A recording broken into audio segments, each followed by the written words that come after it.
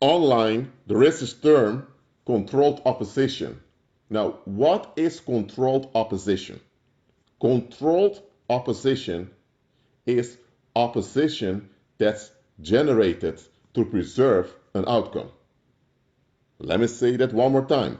Controlled opposition is opposition that is generated to protect an outcome. Let me give an example. Let's say now that, let me use a classical example. Let's say now that in ancient Rome, there is a deficit in the economy. For example, in the western provinces, the birth rate is low, so there are fewer workers. And in the eastern part of the empire, there's a lot of migration from outside the empire, from China or whatever, into the empire. So there's an imbalance over there. Now, the Roman Senate and the Roman Emperor, they discuss the matter. What do they do about this? They have to make sure there's a balance in population. Now, they cannot force the people to have more children because they don't have that ability. They can stimulate the people having more children in the West to, to stimulate the population growth. However, they can't wait for 20 or 30 years when those children are grown ups. They have to do something now. So, what do the Romans do? They need to get more people to migrate to the western provinces. The provinces of Gallia, which is ancient France, the provinces of Germany, where was you had Germania Inferior and Germania Superior, which, the Rhine region. You had the province Hispania, which is the present-day Iberian Peninsula, where you have where today you have Spain and Portugal. You had the province Britannia, which is Wales and England. And for a short while you had Caledonia also. And you had Hibernia, which was not an official province, but it was subjected to the province Britannia. Well, those provinces in the west of Europe need more population. So, what do the Roman Senate and the Roman Emperor do? They start a problem. And the problem can be that they initiate a war with the Parthian Empire, which was a Greek speaking empire also, dominated the Persians and Medes and all those other people. The Parthian Empire, they were on the elite level. They were allies as well as partners of the Roman Empire, like all the elites were in the world back then. However, to preserve Rome, they have to cause a problem. So they initiate a war with the Parthian Empire. And because of that, there is a requirement for a lot of people from the western provinces to join the military to fight in the east. Now, what is this going to lead to? It's going to lead to opposition in the western provinces. And then you have local politicians who are part of the plot who now mention, you know what, this is quite weird. We live here in the western part of the empire and we are at peace. There's some issues in the east. Why can't the legions in the east deal with it? Why is the Roman emperor demanding your sons to go and fight a war in the east that the eastern legions can easily deal with? So the people agree, yes, it's true. And then those politicians say, write a petition. We will oppose this. Now, eventually, the Roman Senate was behind those other politicians, validating the opposition of the public. They now received the petition, and they now they now measured how big the opposition is. How many people in Gaul, how many people in Britain, how many people in Hispania are opposing. And then the Roman Senate, together with the emperor, they put the next part of the plan. You had the problem, which generated another war with Persia. The reaction in the Western province was, hey, we don't want this, what the heck is going on? And then the solution. What's the solution? The solution was meant to recover the balance of population. So the solution is going to be that, all right, the Roman Senate and the Emperor decided you don't have to give in to the draft, but in exchange, perform 10 days of extra labor for local projects or for projects in Italy, and you get paid for it. And then the public thinks, we are Roman citizens, by the way, or we are Roman subjects, and the Roman Empire provides fresh drinking water for everyone, so we are loyal to Rome. We just didn't want to participate in this useless war. But you know what? This alternative is better. Going to Italy um, almost 2 weeks a year just to do some labor, some community service. That's fine. But then the Roman Senate also forces people from the eastern provinces to migrate to the west and to live in certain cities. So while the people in the western provinces are happy with the arrangement that now they can stay out of this war, but only have to go to Italy to do some community service, a lot of them never visited Italy before. So they thought, hey, this is a big opportunity for us to see more of Rome's glory.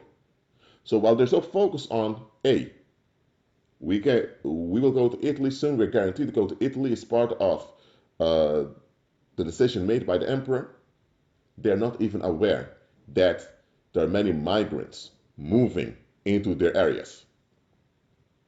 And let's say Rome manages to bring 300,000 people from the eastern provinces to the west. That's not that much, but at least it's enough to keep the economy going. So problem, reaction, solution. So was the opposition in the public real opposition? That opposition was real. That was the reaction from the public to what was enforced upon them. So the opposition was real. However, the opposition was triggered because if Rome did not start this war with Persia, with the Persian Empire, people would have never feel shocked that they were pressured into this war. And why did they generate this opposition? Because the people in the Western Roman Empire, even though they were Roman subjects and loyal to Rome, they were proud of their Celtic heritage. And they were not in favor of mass migration from the eastern provinces to them. So if Rome would start programs to lure workers from the east to settle in the west, if this would have happened, eventually the public would have realized, why do we see so many Egyptians, Judeans, Syrians, Assyrians, Armenians, Cappadocians, Greeks, Macedonians? Why do we see all those people, also many of those Arabs over here? And the people would revolt. And in that case, you would have a bigger problem. So, to make sure the empire remained stable, they had to find a way to push through this mass migration from the east to the west. But the people in the west, they were not fond of that. And the Roman authorities know the people there are not fond of it. So they had to distract the people by triggering resistance against something. Because once a population is in resistance, they don't think clearly anymore.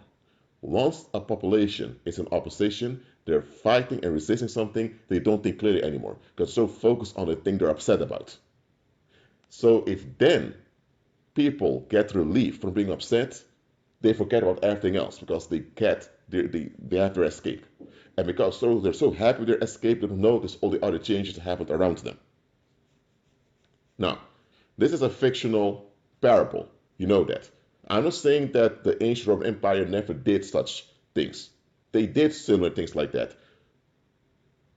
For example, the building of the Hadrian Wall, which led to a mass migration of Roman soldiers to Britain, and which also made the economy of Roman Britain more stable. So, but anyway, I just made up a realistic parable to explain to you how controlled opposition works. Controlled opposition is a political agenda to preserve an outcome. So, anytime you see political figures, or maybe celebrities, or maybe just YouTubers popping up and becoming popular, having a big following, ask yourself one thing: what do they offer? If you have this YouTuber keep talking about how corrupt the system is, and they keep exposing with literature and primary and secondary sources how corrupt the system is, and the YouTuber or the YouTube group behind the YouTube channel tell you they're there to wake people up, ask yourself, okay, you're waking people up. So you're alerting people about the difficulties they were ignoring. A lot of people already knew that something was up, but you are now highlighting the bad things that are going on. Okay, you do that. I don't think that's a bad thing. But what do you offer? And here is where it comes. A lot of those YouTube ministries, as well as, apart from YouTube, those figures that pop up and gain a big following, they don't offer any long-term solution. They don't. Now, where those people are on the payroll of the shadow government, or they're on the payroll of the CIA or whatever, or they're just individual people that evil spirits are using, unbeknownst to them, to stir the masses, they are part of the problem. I'm not saying that they are bad people or that they are intentionally harming people. They're not. They're not all of them bad people. Okay? They can be even believers who think they're doing the right thing, but they're misled. What goes on is that they are used by the paranormal and by society. I mean, the leaders of society, well, as long as you call them leaders, they're used to trigger opposition. And it works. Eventually, the people get fed up and say, okay, all these things are exposed. What do we do about it? What's the solution? There's the thing, the public isn't interested in solutions at all. They just want to be left alone. So the people want to escape from all the drama around them. And at some point, the public is going to say, you've been exposing all these things. Since you came out and exposing things, life is worse for us. So you can't wait too long with offering the fake solution. So you have those agents where they are aware that they're agents or not, where they are on a payroll, or they're just people being used by demons. It doesn't matter. You have the agents triggering opposition, and then you have other agents also powered by the evil spirits that come with some type of escape. So you have one guy talking about how much pedophilia there is in society, and how much the police is either in on it or the police is not doing much about it. And then suddenly you have this politician in some Congress or some Senate proposing to come with let's say, a digital ID for people that have a criminal record. And then people think, at least this is something. If everyone who has a criminal record has a digital ID that they need to use everywhere, then everyone can know where the risk people are. So all the people who were triggered against all the exposure of the pedophilia, they now feel, hey, finally something's done about it. But then there will be people who are alerting, hold on a minute, a digital ID for people with a criminal record? Okay, but what if you were wrongly convicted? Will you lose that digital ID? Oh, and here's the thing. If they're willing to put a digital ID for people who have a criminal record, can this not lead to ex-convicts being persecuted and re-victimized? And will this not lead to future problems? And by the way, what if they propose now to use a digital ID for everyone? So now it's not just potential sex offenders they're monitoring, not in monitoring everyone. Oh, and here's the thing. The political agenda was to monitor everyone. But they can't just go and tell everyone, here's a digital ID for not only use this. People will say, whoa, whoa, whoa. People will be upset, rightfully so. So they use agents to stir up opposition. Once the opposition is there, the opposition is now directed towards a false solution, which is an escape. And this escape will benefit the outcome that the political figures wanted to preserve, namely their grip of the masses and the preservation of the financial leverage of the elite. So, controlled opposition is real opposition, but it's opposition that's generated to preserve an outcome. And the people that are opposing, the people are resisting, 9 out of 10 times they're not even aware that they've been tricked into this opposition or they've been tricked into this resistance. And because of that, they're not even aware that there is a whole nother agenda playing out that they're not even aware of. And they don't even realize that they are contributing to the unfoldment of that other agenda that they don't even know exists. So they have been tricked to participate in an agenda that they otherwise would never participate in. Controlled opposition. And again, not all controlled opposition are aware that they're controlled opposition.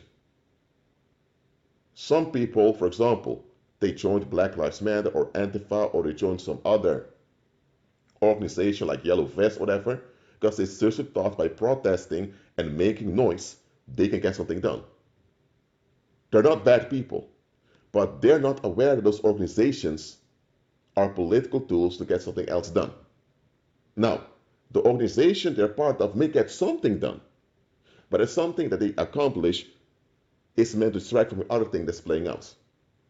Or let's say you have people who are truthers. They call themselves truthers, or they call themselves conscience. Whether they are on YouTube, or whether they're on Facebook, or they're in real life, they're waking people up. They think they're doing the right thing, or the best thing by waking people up. And you know what? It is true that waking people up is the right thing to do. But here's the other side of it. Do people want to be awakened? Or do people want to remain in their fairy tale? If people don't want to be awakened, if people just want to escape reality by persisting in their fairy tales, if you come then and do the right thing by waking them up, even though you're not doing anything wrong or anything evil, you are putting yourself at risk. Yes, you're putting yourself at risk. So there are a lot of people out there doing the right thing, and by doing the right thing, unbeknownst to them, they're causing trouble for themselves and for others. And now they will be seen as troublemakers. And because they are seen as troublemakers, people want to silence anyone who will mention what they're mentioning. Maybe someone is mentioning that the public is being scammed by the tax authorities, for example, or that there is an agenda going on to enforce mass migration, which will lead to job shortages and all of that. Maybe what those truthers are sharing is factual and proven. But because they either do it in such an awkward way that people take offense, or because they do it and people just don't want to face anything, the people turn on them. So now demons are using those people to stir up opposition. And those people aren't even aware demons are using them. Sometimes evil spirits even use believers who aren't renewed in their mind. Because believers renewed in their mind, no evil spirit and no demonic principality can use them. So now you have truthers out there sharing facts to wake people up, and the public who doesn't want to be awakened turn on them. And now the evil spirits who are also powering politicians, they come with censorship laws. And those censorship laws, they make it hard for you to expose any rabbit hole. So now the demons got what they wanted, that the public remains in bondage. The public got what they wanted, being left alone. And the truthers are disappointed. Some even become suicidal because they think they failed. They're not aware that even though they were doing the right thing was not the best thing to do. They should have done what was best, namely sharing the truth with those that are worth it and let the rest perish in their delusions. A lot of people who consider themselves truthers out there, they're way too optimistic about the masses. Now, I'm not saying we should be pessimistic about people. No, that's unhealthy. But we should be realistic. A lot of folks don't want to be awakened. A lot of folks don't want responsibility. They just want to be controlled and left alone. They want to be controlled in such a way that they have their ease. Controlled so they don't have to face any difficulty. That is what a lot of people want. That's what the world's population wants by default. So don't think that, oh, you figured out a scandal or you figured out something bad and you think, oh, I'm going to warn people about this and we're all going to rise up and stop this. That's not how it works. So, beware of controlled opposition. Ask yourself one question. What do they offer? And I'm not talking about the messages they put on YouTube or on social media or the protests in the streets or the programs or the teaching programs they're giving. What do they offer on the long term? If they have nothing that they offer on the long term, then you know it's controlled opposition. As simple as that. Now, what do you do about controlled opposition? Are you going to attack it? Are you going to expose it? No, no, no. Be wise as a serpent. You can agree with the truth that they're sharing. You can agree with the facts they're mentioning that are proven. But don't agree with their movement. As simple as that. And please, avoid becoming part of controlled opposition as much as possible. Because once you're part of controlled opposition, either as an agent that, quote unquote, triggers the people into opposition, or as someone who's part of a resistance movement, or as someone who simply agrees with the opposition, you don't have to be part of an organization or an actual movement. You agreeing with the opposition makes you part of it. Look at this. Once you're part of controlled opposition, you are under a spell. The spell works both ways.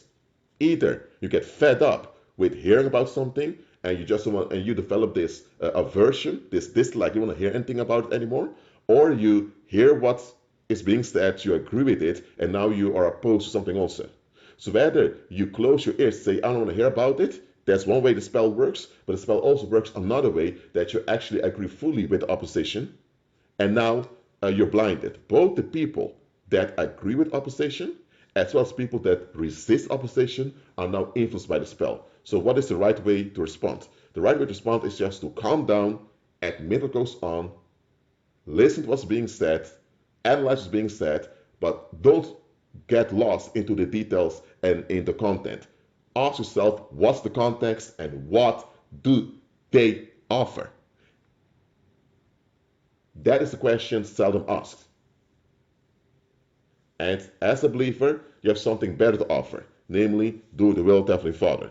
But if you don't want to hear that, then you shake dust off your feet and you move on. As simple as that. Do not fight controlled opposition.